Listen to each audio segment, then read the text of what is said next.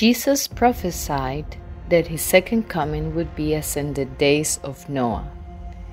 But as the days of Noah were, so also will the coming of the Son of Man be. For as in the days that were before the flood, they were eating and drinking, marrying and giving in marriage, until the day that Noah entered into the ark. How is the second coming of Christ as the days of Noah? Why would Jesus specifically mention marrying and giving in marriage as a description of that time? Could it be that he's drawing the attention to a desecration of the marriage relationship? Indeed, the main abominations in the time of Noah were in connection to the defilement of the temple of the Holy Spirit through the tampering with the bloodline and engaging in illicit sexual relationships. These two areas constitute the tests of our day, with the manifestation of the number and the image of the beast. Importantly, Jesus' second coming is also as the days of Noah in terms of the timeline that God gave for the destruction of the world then, an ultimate inhabitant of the post-diluvian world. This timeline applies to our days, as you will discover in the videos in this series. Before destroying the world through a flood, God warned about the decided judgment and provided an ark of safety for all those who would hear the warning and enter therein. God does not change. The sign of the Son of Man, which announces the second coming of Christ, is the ark of truth and protection from deception that he has provided for our time. God has sent warnings about the time of his wrath and the destruction of the world by fire before his second coming. The prophesied time of God's wrath before Jesus' second coming has begun, and the destruction of the world by fire has been ignited. On June 21, the sign of the Son of Man was activated by the great light of the sun and Orion's hand, acting as a beacon of God's wrath. This sign signified what the prophecy of Revelation 8:5 declares. And the angel took the censer and filled it with fire of the altar and cast it into the earth. And there were voices and thunderings and lightnings and an earthquake.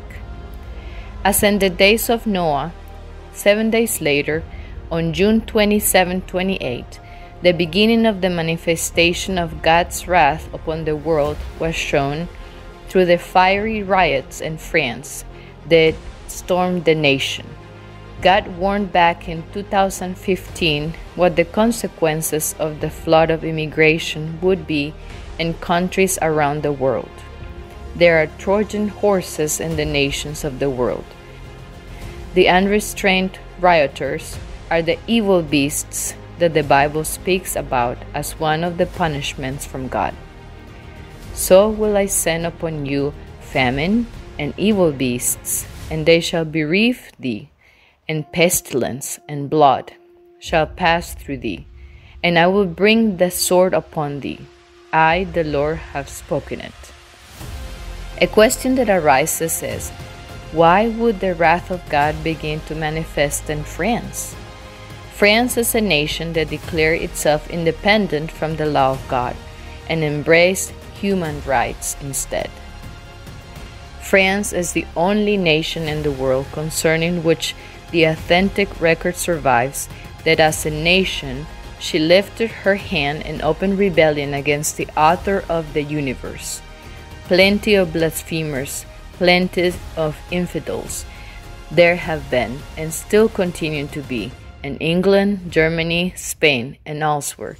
But France stands fast apart in the world's history as the single state which, by the decree of her legislative assembly, pronounced that there was no God, and of which the entire population of the capital and a vast majority elsewhere, women as well as men, danced and sang with joy in accepting the announcement. France, as a representative nation of Europe, endured the beginning of the modern reign of destruction of the world, but this time by fire, as it is prophesied.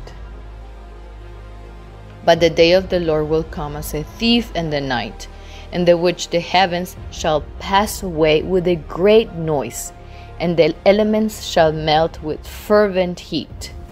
The earth also and the works that are therein shall be burned up. Where will this type of destruction spread to next in the world? One may consider that France gave an iconic gift to the US, a nation from the New World that also has rebelled against God.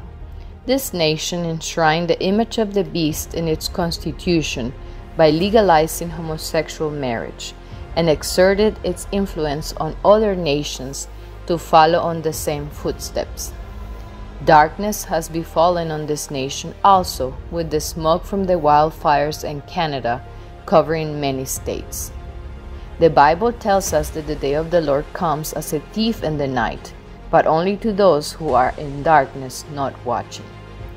But ye, brethren, are not in darkness, that that day should overtake you as a thief. Ye are all the children of light, and the children of the day. We are not of the night, nor of darkness. Therefore let us not sleep, as do others, but let us watch and be sober. The sign of the Son of Man contains the oil for the lamps of the wise virgins watching. The timeline of the destruction of the world, as in the days of Noah, corroborates the testimony of the sign of the Son of Man about the impending complete destruction of the world.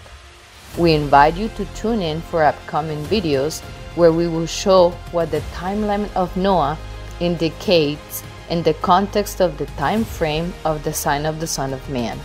We will also show the modern counterpart of the 120 years of Noah's preaching, and how the warnings given during that time are shown on the sign of the Son of Man. We also invite you to read upcoming articles on our website explaining more details on all these relevant topics.